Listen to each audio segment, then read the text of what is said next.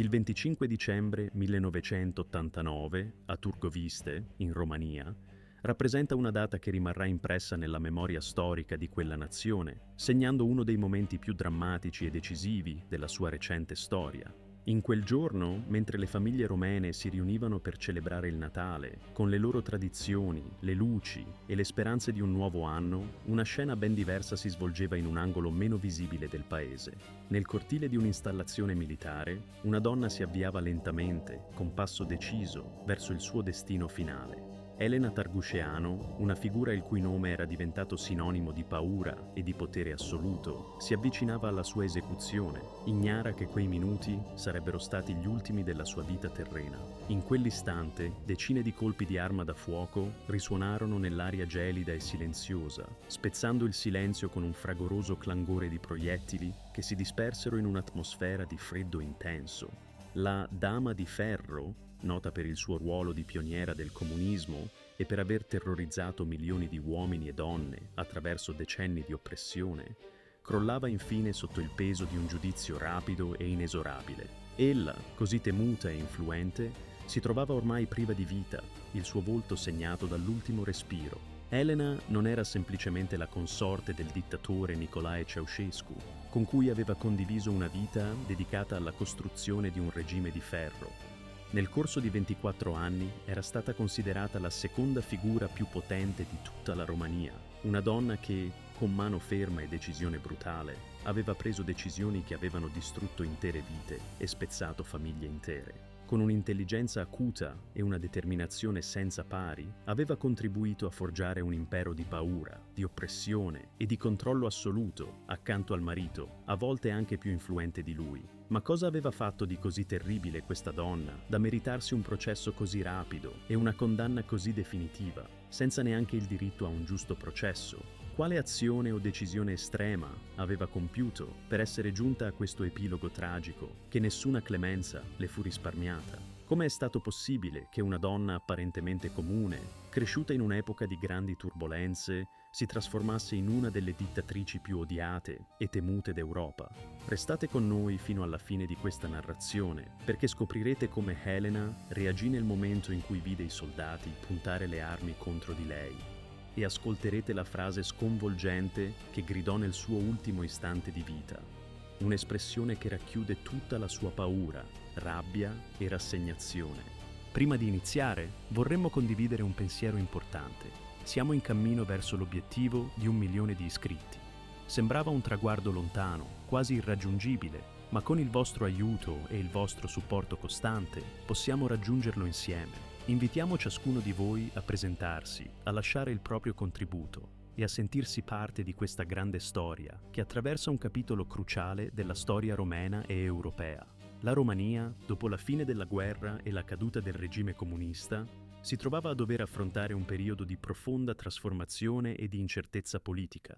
La sua storia recente era segnata da un passato di oppressione e controllo sovietico, che aveva lasciato tracce profonde nella società e nelle istituzioni del paese. Dopo la dissoluzione dell'antica monarchia, nel lontano anno 1967, la Romania si era trasformata in una repubblica socialista sotto il rigido controllo del Partito Comunista Romano. Questo processo di cambiamento era stato accompagnato da una crescente influenza di Mosca, che aveva portato a una forte centralizzazione dell'economia, alle nazionalizzazioni di imprese e proprietà, alle persecuzioni contro gli oppositori politici e alla collettivizzazione forzata dell'agricoltura.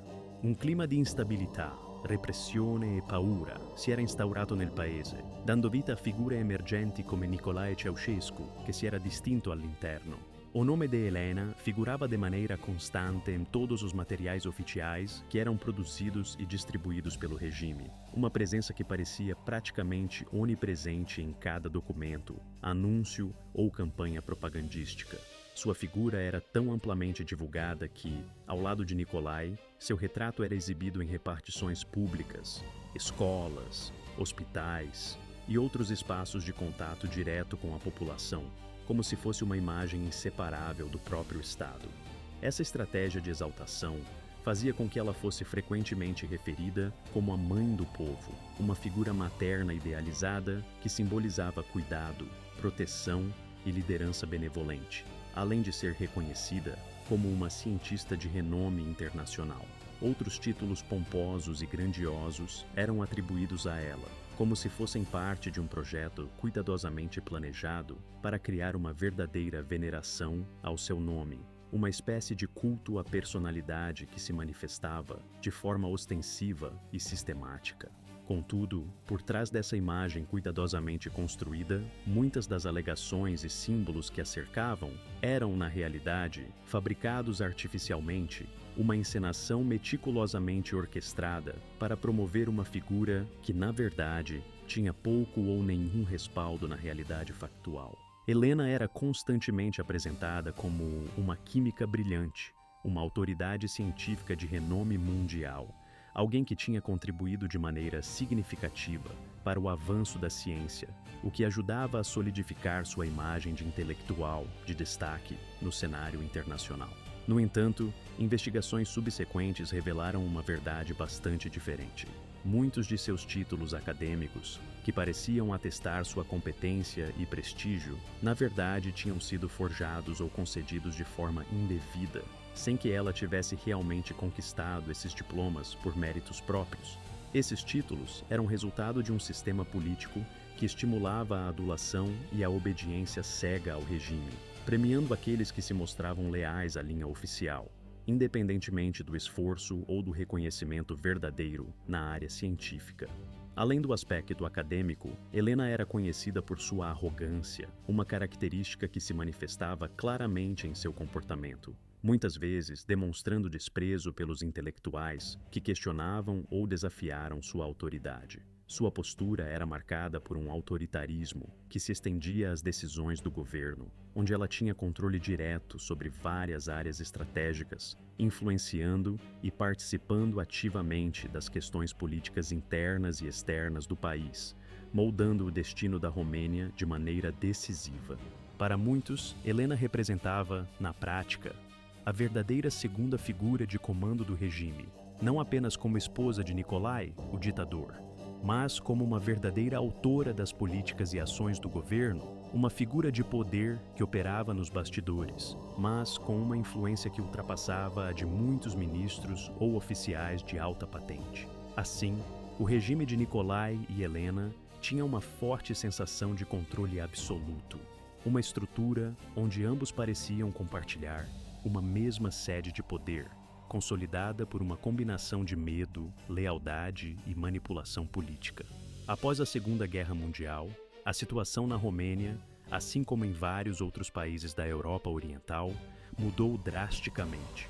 O país passou a estar sob a influência direta da União Soviética, uma força que exercia controle quase absoluto sobre as decisões políticas, econômicas e militares.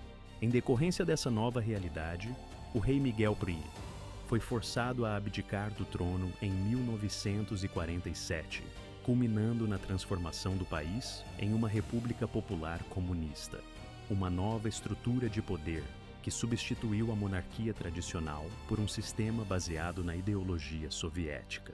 Com o apoio e a orientação de Moscou, o Partido Comunista Romeno assumiu o controle do Estado, iniciando um longo processo de reestruturação ideológica, econômica e social, cujo objetivo era consolidar uma nova ordem centralizada, repressiva e totalmente subordinada aos interesses do regime soviético.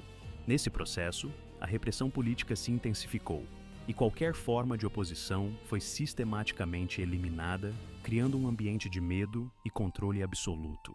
Foi nesse cenário que Nicolae e Sesco começaram a emergir como figuras de destaque dentro da hierarquia do partido, sendo considerados promissores e influentes. Nicolae, nascido em 1918, proveniente de uma família camponesa, teve uma juventude marcada por dificuldades econômicas e por um envolvimento clandestino na militância comunista, atuando na clandestinidade enquanto o Partido Comunista ainda era ilegal. Durante esse período, ele foi preso várias vezes, sempre por sua atuação na resistência clandestina contra o regime anterior e por sua fidelidade à causa comunista, o que lhe rendeu uma reputação de fiel defensor dos ideais revolucionários. Após a morte de George e Odess, o líder, Durante os mais de 20 anos em que Nicolae e Helena Ceausescu exerceram o controle absoluto sobre a Romênia, o país foi submetido a um período de profunda escuridão que marcaria sua história moderna de forma indelével. O regime comunista, inicialmente acolhido com uma mistura de esperança e desconfiança por uma parcela da população que buscava mudanças e melhorias, logo revelou sua verdadeira essência, uma face autoritária e repressiva que deixou marcas profundas na sociedade romena. A figura de Helena, esposa do líder máximo, evoluiu de uma simples acompanhante no palco político para uma protagonista de peso, participando ativamente das decisões mais estratégicas do Partido Comunista. Sua presença não se limitava a um papel meramente simbólico. Ela integrou o comitê executivo do partido, uma instância de poder onde suas opiniões e ações tinham impacto real e direto nos rumos do regime. Em muitas ocasiões, sua influência ultrapassava os limites da formalidade, moldando decisões de alto nível, especialmente nas áreas científicas e industriais, setores considerados essenciais para o projeto de nação que Nicolae pretendia consolidar. Apesar de sua atuação ser marcada por uma influência que parecia quase oficial, Helena nunca possuía uma qualificação técnica ou acadêmica que justificasse a autoridade que acumulava, o que revelava, na realidade, a presença de um poder sustentado mais pelo prestígio político e pela fidelidade pessoal do que por uma competência genuína. Juntos, Nicolae e Helena construíram uma estrutura de poder profundamente enraizada na lealdade, no medo e na adulação. Em torno deles, um sistema de domínio se consolidou, onde toda a máquina estatal gravitou incessantemente em torno de suas figuras. Amigos, familiares próximos e aliados políticos eram colocados em posições estratégicas, garantindo uma rede de lealdade incondicional e controle absoluto. Essa centralização do poder teve um impacto devastador na vida cotidiana dos romenos, que lentamente perceberam a sua liberdade se esvaindo e a sua qualidade de vida deteriorando-se de forma progressiva e implacável. A segurança do regime era assegurada por uma das organizações mais temidas do bloco soviético, a Polícia Secreta, conhecida por sua brutalidade e eficiência na vigilância, na repressão e até na eliminação de qualquer resistência ou sinal de oposição. Essa força repressiva, que operava com autonomia e crueldade, tinha como objetivo principal manter o controle absoluto, eliminando qualquer possibilidade de dissidência, por mais tênue que fosse. Com o passar dos anos, especialmente na década de 70, a propaganda do regime se intensificou de modo a reforçar a imagem de um líder quase divino, cuja figura deveria ser adorada sem questionamentos. As escolas passaram a ensinar desde cedo o amor incondicional por Nicolae, apresentando-o como o pai da pátria, uma figura quase mítica que deveria ser venerada por todos. Obras faraônicas, como o Palácio do Povo em Bucareste, uma das maiores construções administrativas do mundo, foram erguidas ao custo de sacrifícios econômicos incalculáveis, destruindo recursos que poderiam ter sido investidos em saúde, educação ou infraestrutura básica. Essas grandiosas obras tinham o propósito de glorificar o casal governante, perpetuando sua imagem e consolidando o seu poder de forma simbólica e concreta. No cenário internacional, Nicolae buscava manter uma fachada de liderança equilibrada e soberana, cultivando relações diplomáticas com países do Ocidente e com outros regimes socialistas, tentando projetar uma imagem de estabilidade e respeito. Contudo, por dentro, a Romênia transformava-se cada vez mais em um estado isolado, empobrecido e fechado ao mundo exterior, uma verdadeira ilha de repressão e miséria. Dentro desse contexto, Helena Ceausescu não era apenas a companheira do ditador, mas uma parceira política de igual influência, uma verdadeira arquiteta do regime. Ela tinha tanto poder quanto Nicolae em diversas áreas essenciais, moldando estratégias, decisões e ações que garantiam a sustentação do sistema opressivo. Sua ascensão ao topo do poder foi sustentada pelas promessas do comunismo, mas também pela repressão sistemática que eliminava qualquer oposição. Assim, foi construído um sistema rigidamente vertical, onde a dissidência era esmagada e o culto à liderança era obrigatório e absoluto.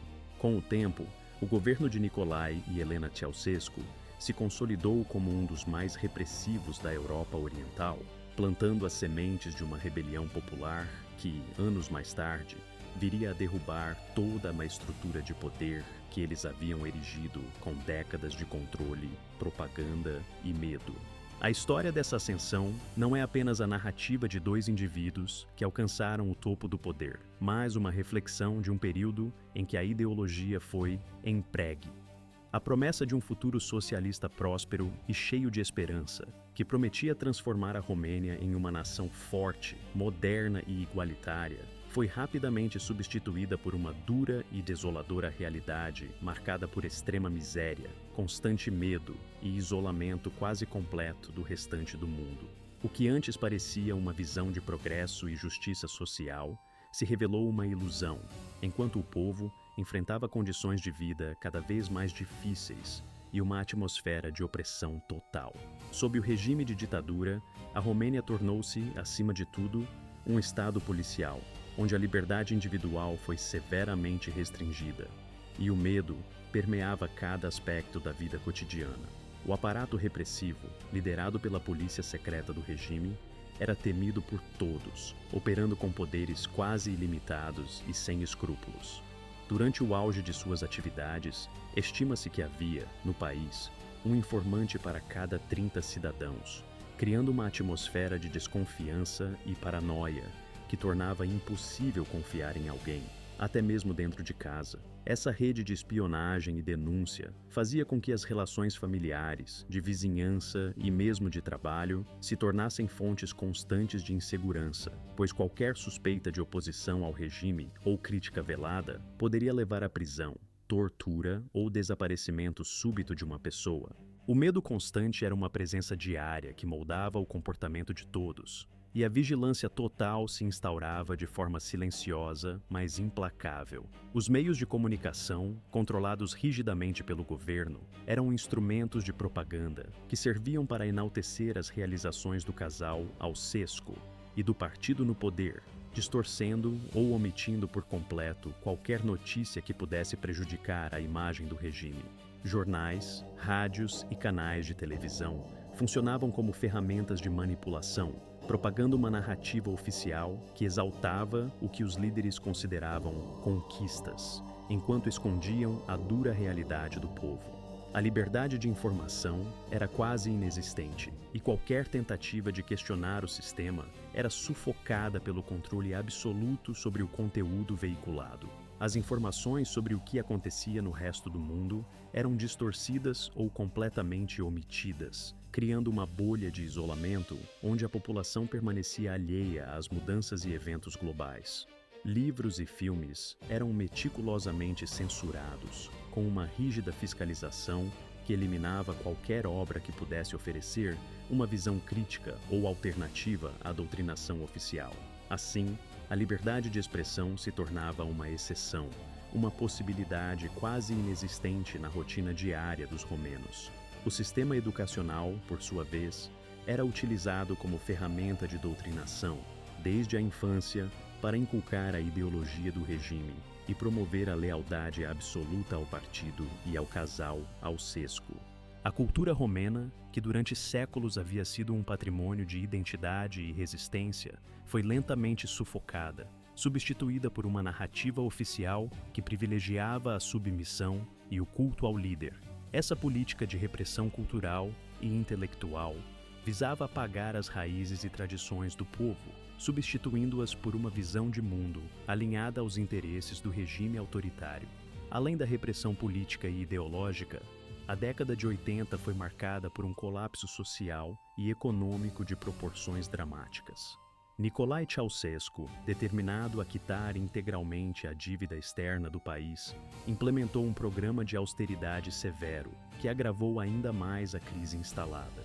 Sob esse plano, as exportações de alimentos, petróleo e bens industriais foram priorizadas em detrimento do bem-estar da população, que ficava com as sobras. Como consequência, uma crise de abastecimento se instalou, com a escassez de produtos básicos como carne, leite, açúcar e pão, que eram distribuídos por meio de rigorosos racionamentos.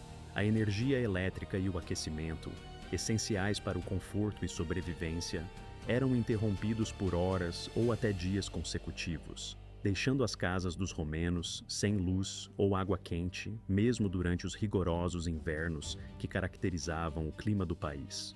O transporte público funcionava de maneira precária, dificultando a locomoção das pessoas, enquanto medicamentos desapareciam das farmácias, agravando a crise de saúde pública.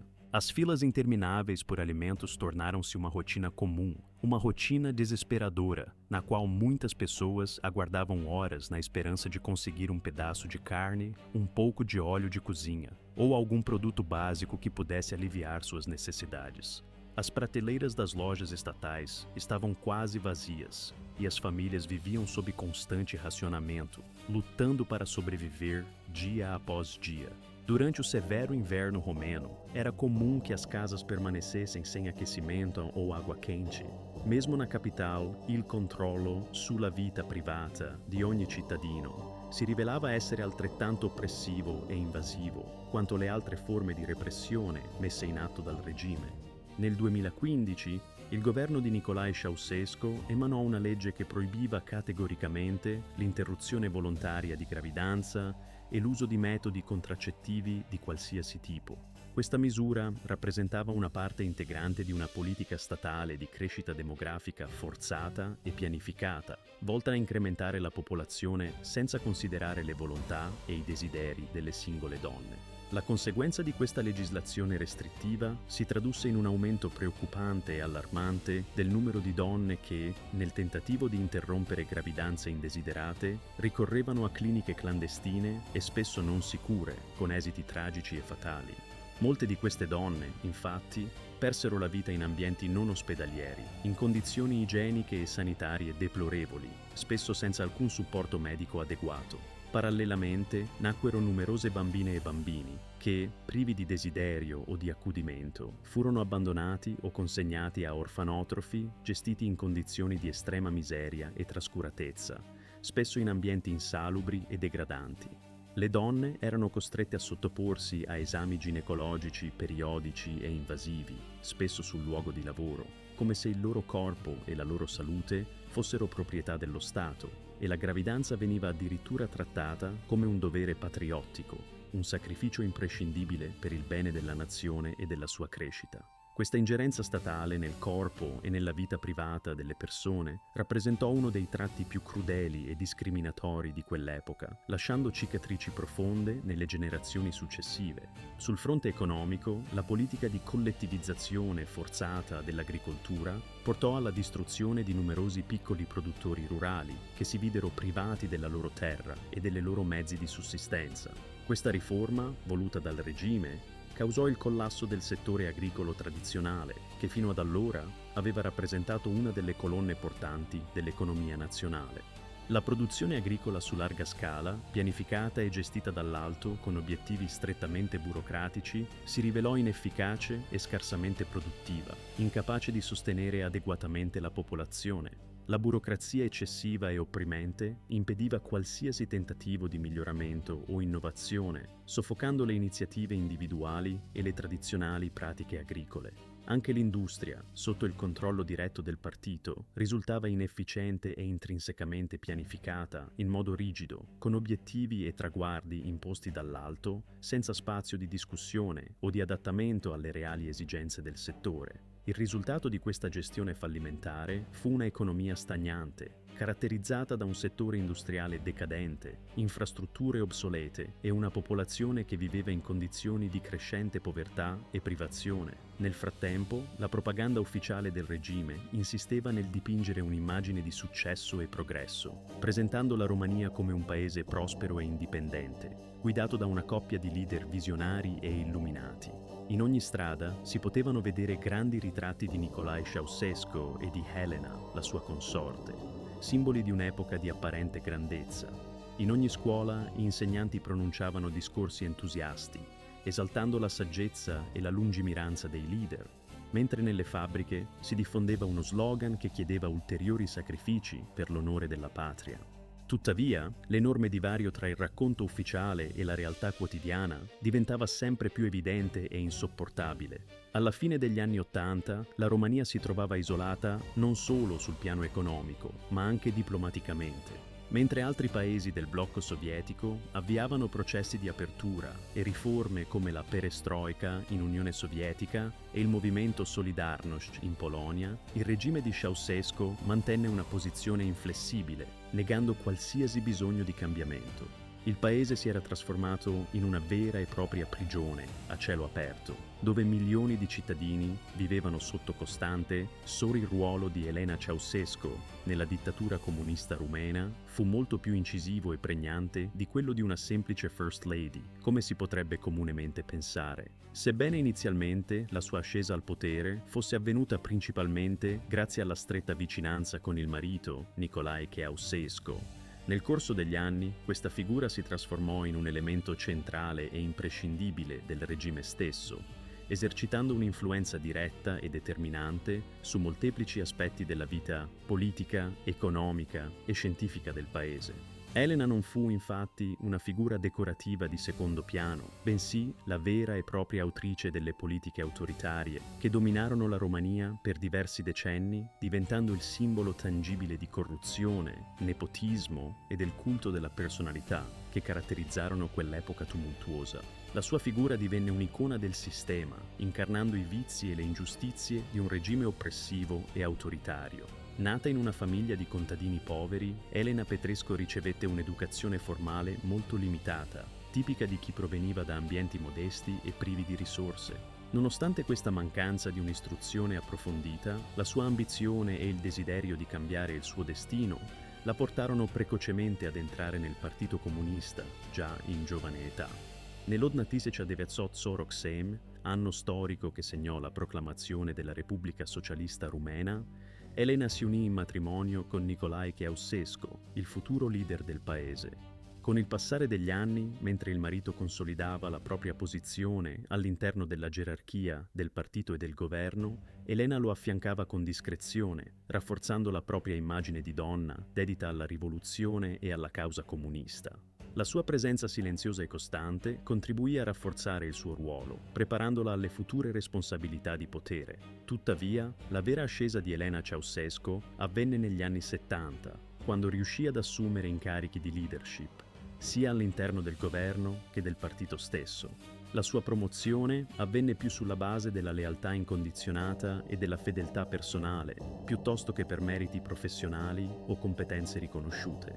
In quel periodo si presentava al pubblico come una scienziata di fama internazionale, vantando titoli in chimica e decine di pubblicazioni accademiche. La propaganda ufficiale le attribuiva un'intelligenza superiore e una capacità di ricerca scientifica di grande rilievo, ma investigazioni successive dimostrarono come molti di questi meriti fossero in realtà frutto di invenzioni, fabbricazioni o attribuzioni di meriti falsi, spesso ottenuti attraverso pressioni e coercizioni sui collaboratori e sui subalterni. Le sue presunte conquiste nel campo scientifico rappresentavano più un elemento di culto della personalità, un modo per elevare la sua immagine pubblica e consolidare il suo potere, piuttosto che un reale contributo alla comunità scientifica.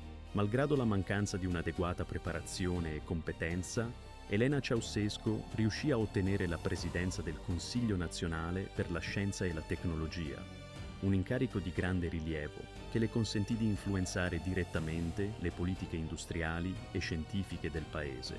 La sua gestione di tali settori fu tutt'altro che efficace. Al contrario, la sua autorevolezza, accompagnata da un'indole autoritaria e da una smisurata vanità, portò a conseguenze disastrose per la qualità della ricerca scientifica e per l'intero sistema educativo rumeno. La sua mancanza di preparazione tecnica e la sua tendenza a imporre decisioni senza adeguate competenze produssero un declino nella qualità e nell'efficacia degli sforzi scientifici nazionali, contribuendo a un impoverimento del panorama culturale e formativo del paese. Sul piano politico, Elena Ceausescu raggiunse posizioni di grande rilievo all'interno del Partito Comunista. Entrò a far parte del Comitato Centrale, il cuore decisionale del regime, e successivamente del Comitato Esecutivo, che rappresentava l'organo più potente e influente. In questa veste si considerava la seconda figura più potente della Romania, partecipando con regolarità a riunioni di alto livello e avendo il controllo diretto su ministeri strategici, tra i quali quelli dell'industria, dell'economia ed è considerata da maggior parte della popolazione come una figura arrogante, viziata, spietata e crudele. Elena era vista come una delle principali responsabili della miseria e della repressione che permeavano la quotidianità degli abitanti del paese. La sua influenza si manifestava chiaramente in politiche impopolari e oppressivi, tra cui il rigido controllo sulla riproduzione femminile, le drastiche riduzioni dei finanziamenti destinati alla salute e all'istruzione e il depredamento delle risorse pubbliche per la realizzazione di opere faraoniche, spesso inutili o dannose per il benessere collettivo. La sua figura era percepita come un simbolo di oppressione e di ingiustizia, alimentando un senso di impotenza tra la popolazione. Inoltre, Elena promuoveva apertamente il nepotismo, un sistema in cui privilegiare i propri familiari era la regola.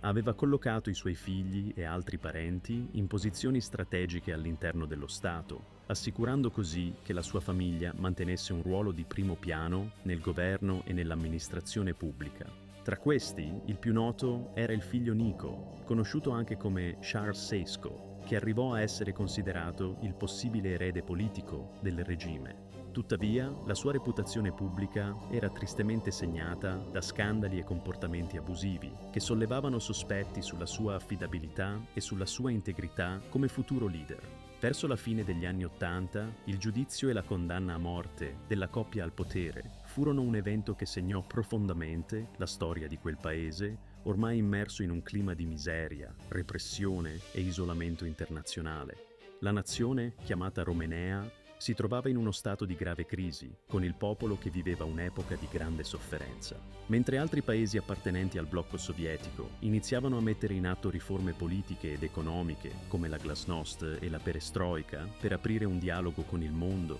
e riformare i sistemi interni, la Romenea di Nicolae e Elena Sesco rimaneva saldamente ancorata a un modello autocratico e brutale. Il sistema di sicurezza e la polizia segreta continuavano a reprimere con estrema durezza qualsiasi segno di dissenso o opposizione, mantenendo un clima di paura e di controllo totale sulla popolazione. La personalizzazione del potere attorno alla coppia di leader era quasi oppressiva, un culto della personalità che soffocava ogni voce critica e alimentava il timore tra gli stessi cittadini. La repressione era quotidiana e ogni tentativo di opposizione veniva soffocato sul nascere, contribuendo a rafforzare il clima di terrore e di sottomissione. Il punto di svolta della rivoluzione romena si verificò nella città di Timișoara, nella metà di dicembre di quell'anno fatidico. La scintilla fu accesa dal tentativo del governo di allontanare il pastore protestante Laszlo Terkes dalla sua parrocchia, a causa delle sue critiche rivolte al regime. Questo atto provocò immediatamente una serie di proteste locali che si diffusero rapidamente tra la popolazione insoddisfatta e stanca di repressione e ingiustizie. Quello che iniziò come un movimento di protesta di natura religiosa e etnica si trasformò presto in un vasto movimento nazionale contro la dittatura stessa. Le forze di sicurezza risposero con violenza e brutalità, sparando su cittadini disarmati nelle strade di Timișoara. Tuttavia, invece di scoraggiare la popolazione, queste azioni generarono un senso di indignazione diffusa e crescente. Le morti di numerosi civili alimentarono la rabbia e la volontà di ribellarsi, e in pochi giorni le proteste si estesero in tutto il paese, coinvolgendo le principali città. La capitale Bucarest vide migliaia di persone scendere in strada anche prima che si manifestassero minacce di violenza, desiderose di esprimere il proprio dissenso e di reclamare libertà e diritti. Il 21 dicembre di quell'anno, nel tentativo di placare la crisi e riprendere il controllo della situazione, Nicolae Ceausescu organizzò un comizio in piazza a Bucarest, trasmesso in diretta dalla televisione di Stato. Per la prima volta nella storia, però, il pubblico reagì in modo sorprendente. La folla iniziò a fischiare e a contestare il dittatore, interrompendo. Certo, a seguir apresenta uma versão profundamente reescrita e ampliada do seu texto, elaborada de forma a garantir uma narrativa mais fluida, detalhada e literariamente refinada, mantendo rigorosamente o sentido original e estendendo a exposição em cerca de 200% do conteúdo inicial. Havia uma inquietante e persistente preocupação que permeava os corredores do poder e os corações daqueles que assistiam a tudo aquilo acontecer. O receio de que os responsáveis pelo regime, uma vez capturados ou derrotados, pudessem tentar recuperar o controle da situação por meio de ações violentas ou estratégias clandestinas. Além disso, muitos temiam que esses líderes, mesmo derrotados, pudessem conspirar para retomar o comando, utilizando qualquer meio à sua disposição, inclusive a força bruta. Para evitar que esse risco se concretizasse, os dirigentes provisórios, que agora se viam no centro de um momento decisivo da história do país, tomaram uma decisão drástica, porém rápida: organizar um julgamento sumário que fosse capaz de garantir a execução da justiça de maneira célebre, embora questionável sob o ponto de vista legal. A condução desse processo foi delegada a um tribunal militar especial, criado especificamente para essa ocasião, cuja estrutura e procedimentos estavam longe de serem compatíveis com os critérios tradicionais de um julgamento justo e rigoroso. A sessão, que durou menos de 2 horas, foi marcada por uma formalidade quase simbólica, uma encenação rápida que visava, sobretudo, demonstrar ao povo e ao mundo que a justiça havia sido feita, mesmo que, na essência, o procedimento estivesse carregado de ilegalidades e contradições jurídicas. Os acusados, por sua vez, tiveram uma participação quase simbólica naquilo que se passou, pois não lhes foi concedida uma defesa efetiva e suas palavras foram abafadas por uma atmosfera de condenação rápida e irrevogável. As acusações que pesaram sobre Nicolai e Helena eram de uma gravidade extrema, envolvendo crimes de uma magnitude que chocaram a consciência coletiva. Entre elas, destacava-se a acusação de genocídio, imputada à morte de mais de 60 mil pessoas, um número que, posteriormente, revelou-se um pouco inflado, mas que, na ocasião, carregava um peso simbólico de devastação e de uma dor coletiva que não podia ser ignorada. Além dessas acusações mais terríveis, também se imputava ao casal ações de subversão econômica, que culminaram na destruição de bens públicos e privados, em um esforço de desestabilizar a economia nacional e prejudicar o desenvolvimento do país. Ainda mais grave, tentaram se atribuir a Nicolai e Helena a tentativa de fuga do território, levando consigo enormes quantias de dinheiro, numa fuga que simbolizava a tentativa de escapar do peso de seus crimes. Durante o julgamento, Nicolai e Helena permaneceram firmes, desafiando abertamente toda a autoridade que os acusava. Nicolai, com uma postura de total desprezo, chegou a recusar-se a reconhecer a legitimidade daquele tribunal, chamando-o de uma farsa, uma pantomima que não tinha validade alguma.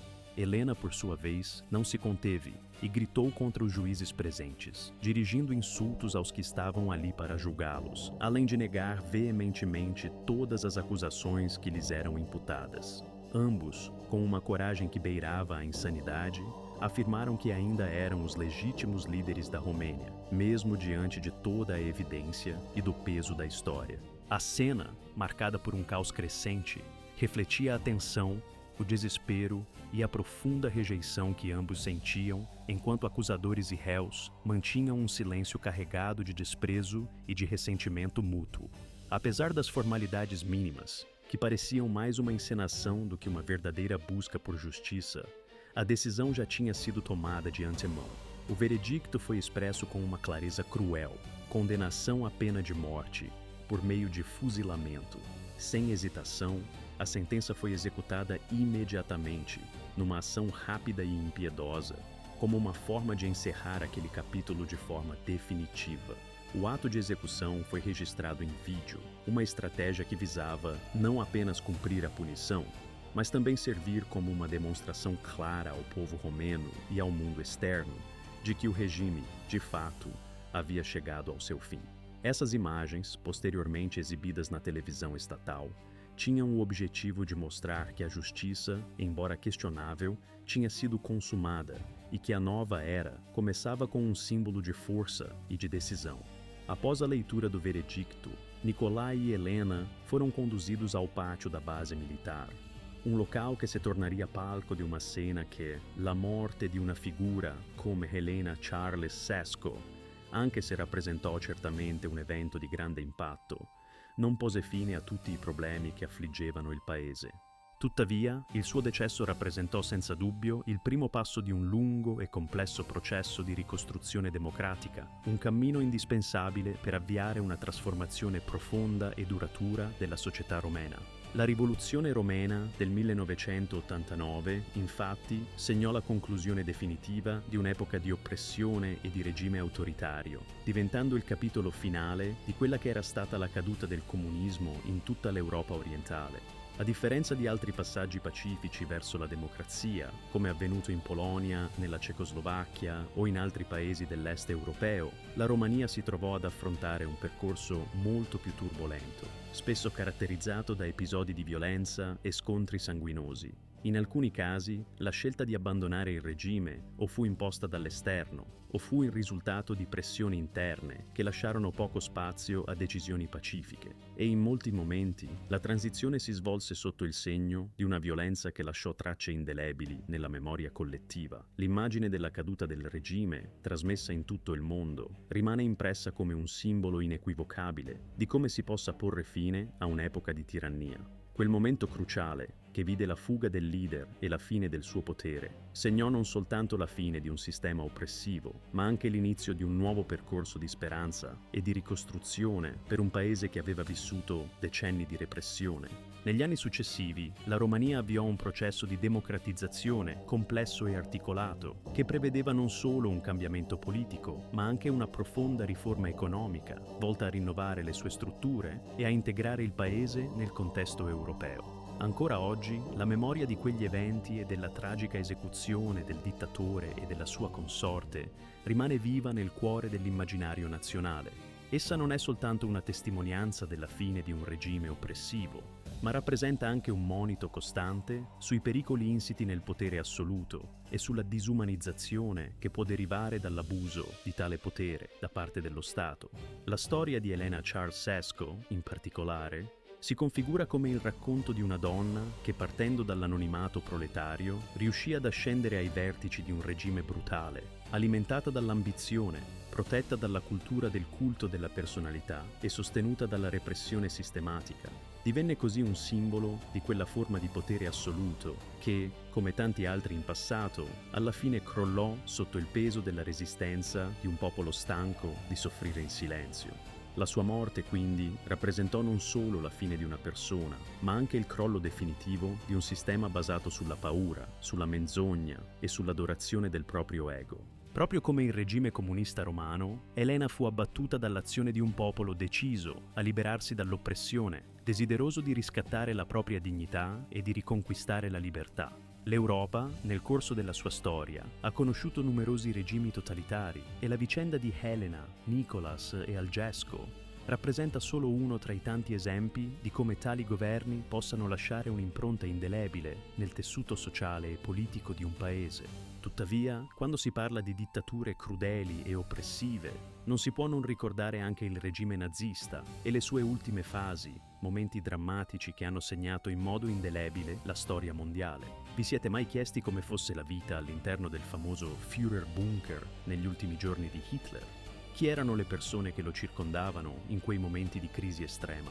Come si percepiva l'atmosfera in quel rifugio sotterraneo, tra paura, disperazione e un senso di fine imminente? Queste e molte altre domande trovano risposta in un video speciale che abbiamo realizzato appositamente per voi, un approfondimento che vi farà rivivere quei momenti storici così intensi e drammatici.